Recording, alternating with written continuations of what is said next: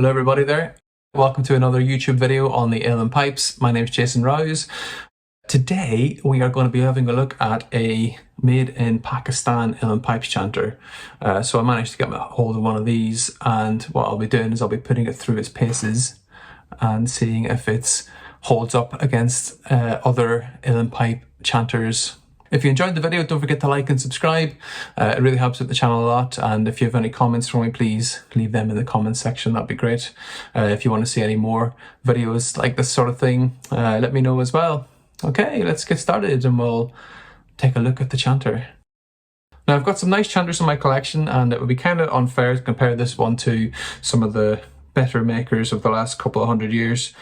So what I thought I'd do is just compare it with another, I guess, like a starter chanter. Now this is the chanter that I started with. It's a really simple little, I forgot that there. Yeah, a really simple little chanter made by Charlie Roberts, who was living in Sligo at the time, and one of the few makers in the area where I was growing up. It's a very, very simple chanter. Again, no keys, no messing. Sounds really, really good. And, you know, relatively cheap as well. So let's have a look. We'll compare these two, okay? So it's not massively well made. Looks to be rosewood, and like it's been stained. Maybe if I have a look in here, you can sort of see the original colour there. So yeah, with a sort of like stain or a varnish on it, so it's quite slippery. Not exactly what you want for a set of pipes. These are quite noticeable in that they have like a really chunky neck on them, so they tend to be quite fat up at the top and then sort of skinny in the middle and fat at the bottom. Not exactly what you'd expect with a Uilleann Pipes chanter. The key blocks, like over here, are really quite high up, and they're really sort of square. But you know, these chanters, they tend to not come with keys unless you buy a different variation. The metal work's actually really well done. It's like chrome plated, I think, or yeah, maybe it's like stainless steel. I can't really tell, but it is actually quite nicely made. I've got another little cap up here, which, I mean, the proportions are kind of off. And this headpiece looks really, really long. Like the distance from here to here seems maybe a bit too far.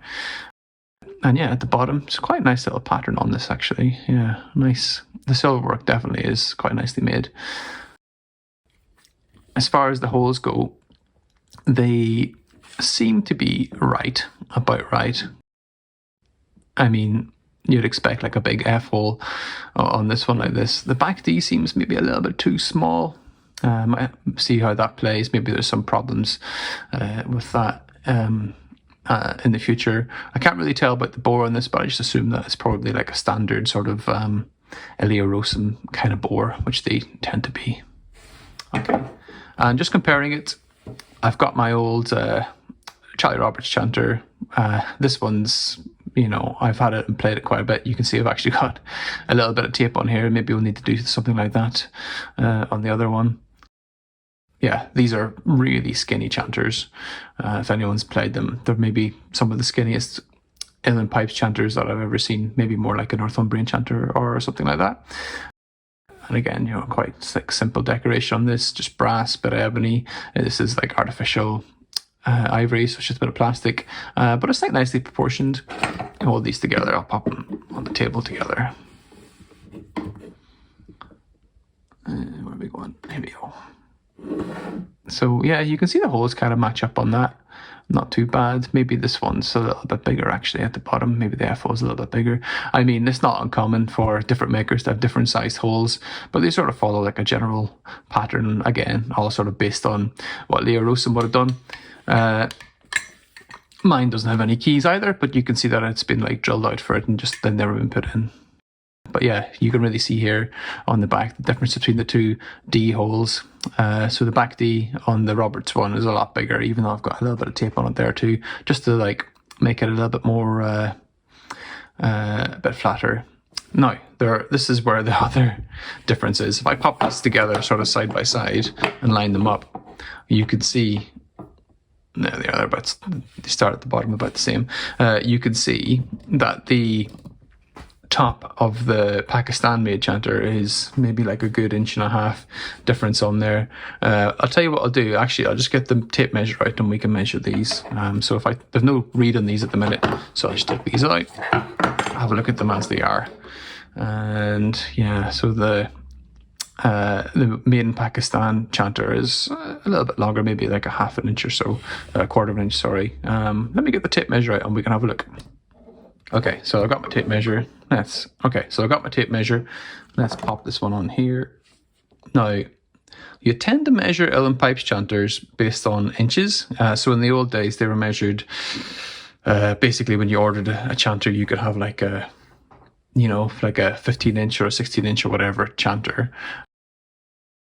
When Leo Rossum sort of developed his own chanters at the very start, they were typically 14 inches, then he went to like 14.25, 14.5.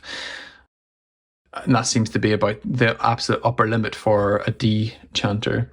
And this one looks to be 14.5. Okay. So not that uncommon, but maybe a little bit longer than you'd typically expect, So just as an example, a lot of my chanters are 14 inches, and I don't think I've got any 14.5s. Well, we'll see. Okay. And then just to compare it with the Roberts one, this one definitely feels a lot shorter. What are we on here? Yeah, just about 14.25. Yeah, so again, this is probably more what you'd expect from like a modern Uilleann Pipes chanter. Okay, right, let's have a look at how they play. Okay, so here we go. We're going to try out the Roberts chanter first, just so you've got an idea of, I guess, the kind of tone you should be looking for. So I'm going to use the same reed between both of these. I'll show you in a second. It's just a nice, simple, very plain reed that I made a few years ago. And it follows like a standard pattern that you'd expect for like a D chanter. So it's kind of the, I guess, like the default sort of chanter that you get the default sort of reed that you would get if you were to order one from like a reed maker. I'm just going to play it against the drones just to check the tuning and stuff as well. Okay, so let's have a go.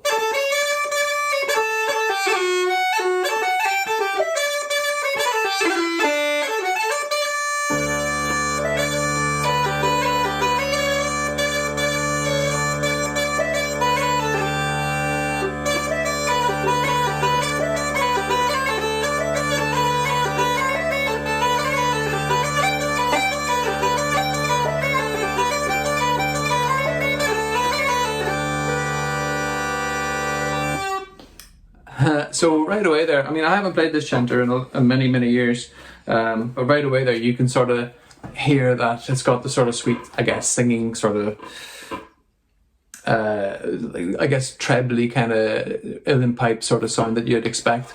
A few issues, it's not really taken that well with this reed. Like the back D is kind of breaking, so if you put a bit extra pressure on the back D, you'll hear the note sort of fluttering a little bit.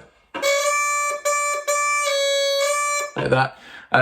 Probably something to do with my reed, to be honest, rather than it being the actual chanter, but something to think about, really. Like all the sort of things that you're looking for is, especially in like a sort of Rossum kind of reed, is like a good sort of volume, a nice differentiation between the two bottom Ds. So you've got like a hard bottom D and a soft D, and it's nice and easy to jump between the two on these.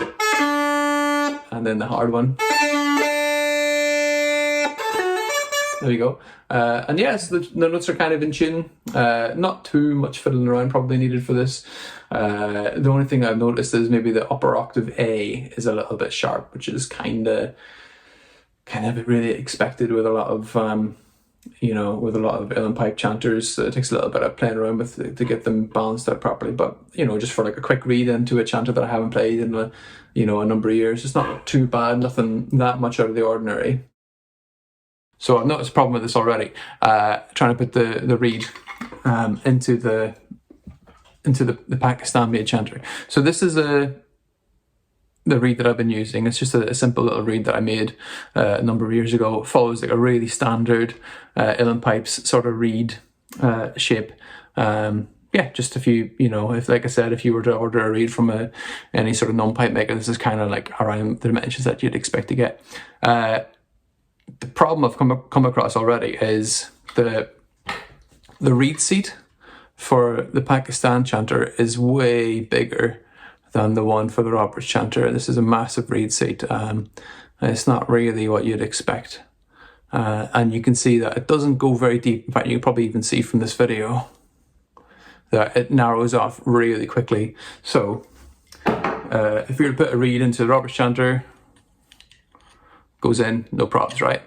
If you put the same into the made in Pakistan chanter, we have a problem. So the reed, the seat itself doesn't go far enough. It goes to about here. And then, you know, it gets stuck. So it probably needs drilling a little bit more this way to make it fit probably better. But they've drilled the top of it too much. So it's going to need a bit of extra thread on that to keep it in place. Just a bit of a nightmare. And it also changes how far you can put the reed in. So because this chanter is a little bit longer, I'm expecting a little bit of a problem getting it up to concert pitch. But we'll see. I haven't tried it yet. We'll give it a go. Okay, so a little bit of winding later, and I've got some extra hemp on this one to help it sit in a little bit better. Doesn't look too bad actually, but it does feel like it's maybe a little bit too far out of the actual chanter to be in tune. I'll give it a go and we'll see. Maybe I can play around with it a little bit. Okay, let's give it a go. I've got the reed in pretty much as far as I can on this one. I'll just give it a go and see what we can do, what we can come up with.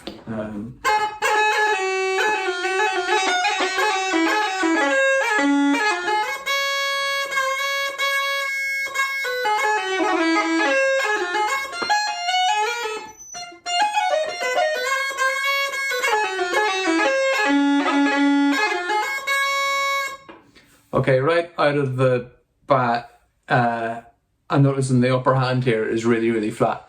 Like, I was expecting this to be a problem, to be honest, but with the back D hole being too small. But I think maybe the other holes might be too small as well.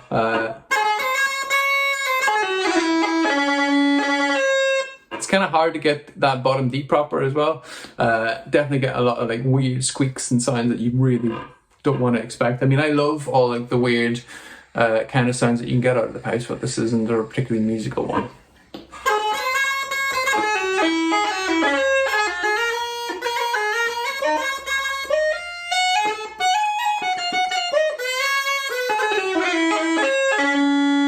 Well, not too bad on the upper octave. See if I can go up to a higher B maybe.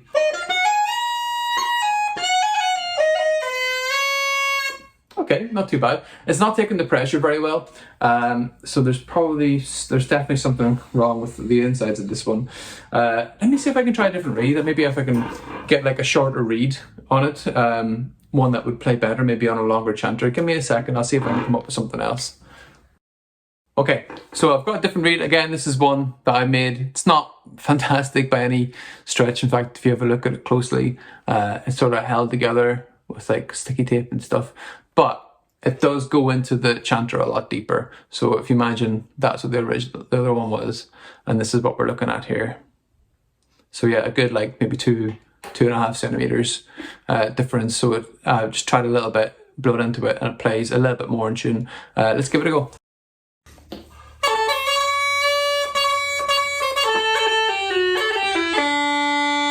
Now that's a better bottom D. That's more like what you want to hear.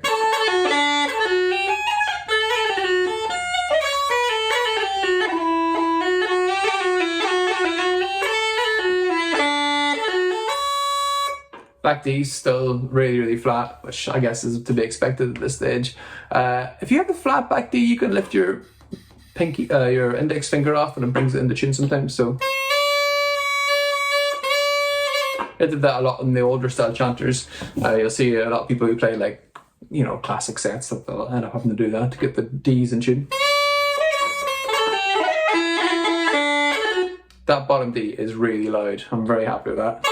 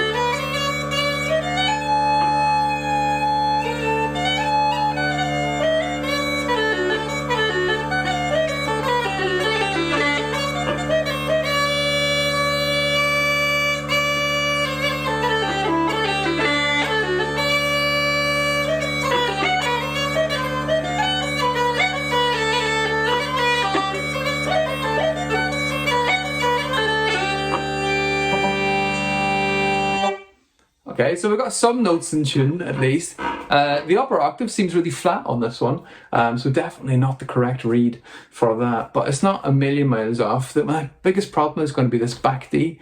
It's really not musical in any way, and it's not in tune.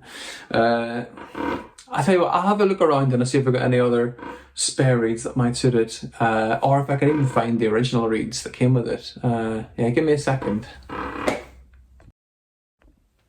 Okay, so I tried loads of reeds, and I couldn't find any that were really satisfactory.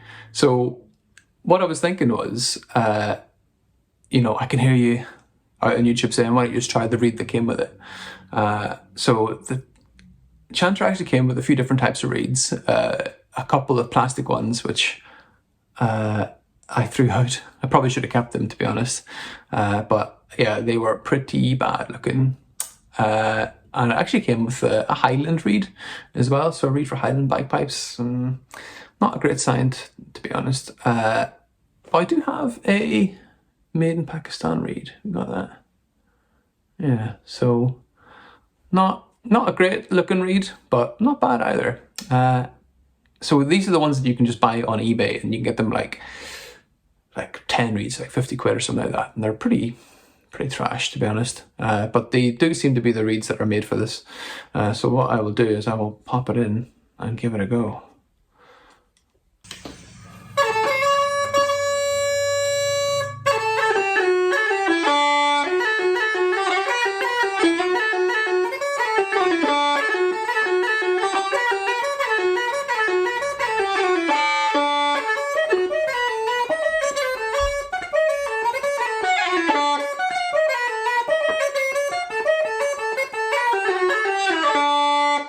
Okay, that's a big improvement actually. Still nowhere near as musical as the Robert's chanter, of course, but I'm getting a lot more notes in tune there. Still problems with the back D. There's got to be something internal there that's not working. I'm reluctant to like take a file to it and hollow it out or whatever, but it really does seem like the back D is too small, and I'm definitely having problems with the B and the A on there as well, being too flat. This isn't typically the kind of stuff you get on a set of pipes. Normally these notes are too sharp, which is great because if notes are sharp, you can just flatten them with a piece of tape. That makes your life a lot easier. Whenever things are too flat and you want to make them sharper, you got nothing really to go with apart from, you know, changing the whole reed really. Let's give it a go against the drones and hear it a little bit better. The tone of this one isn't particularly good either. I feel it's a bit softer, a bit mellower.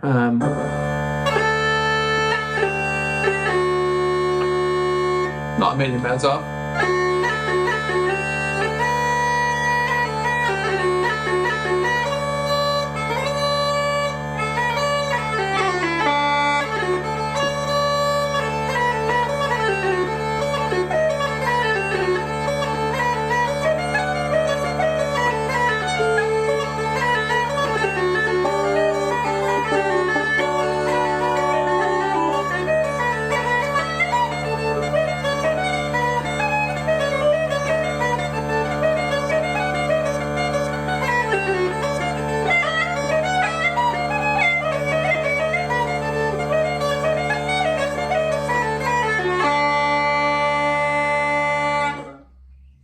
Yeah, not amazing. I mean, okay, like it sounds like a set of Uilleann pipes, which I guess they were going for. I mean, like I mean, maybe if you described Uilleann pipes sound to somebody and they kind of got lost through a series of like Chinese whispers, I guess. It looks the part. Like the metalwork looks great. The wood from a distance looks great. The sound just isn't there. You know, whether it's like quality control issues, whether I've just got a dud, whether it's the reed that isn't great. I mean, with these kind of instruments, if you're expecting to get a set of Uilleann pipes, like I think I paid 30 quid for this, you know, like an Uilleann pipe chanter for 30 quid. I mean, it's pretty much what I expected it to be. So yeah, closing thoughts. I mean, the reason I got this is because it came with the set of stocks that I was going to use for a practice set that I was putting together for myself to take on holidays, that sort of thing. So something nice and simple that I could throw in a backpack and not have to worry about too much. Would I buy a set of these? No, I'd save up and go for a better set if you can. Don't waste your money on like cheap eBay pipes. Don't waste your money on pipes from like Amazon or whatever. These come with a load of different names. Sometimes they're called like Jeffrey sets, or like, you get them under like Bagpipes Galore, and there's like plastic made ones as well that you can buy. Please, please, please, if you're thinking about this instrument, please don't skimp out on a cheap instrument. Maybe I'll do like a video on how to buy a set of uilleann pipes. So rather than just like focusing, I guess, on the negatives of this one, maybe talk about what to look for when you're buying a set of uilleann pipes, and maybe how you can get a good set for cheap. So yeah, not a bad chanter, but by no means what you should expect from an uilleann pipes chanter, is the long and the short of it, really. Yeah, so wouldn't really recommend. All right, thanks everyone for watching. If you did like the video and you want to see me do some more this sort of thing, let me know in the comments. Hit like, subscribe, it really helps out a lot.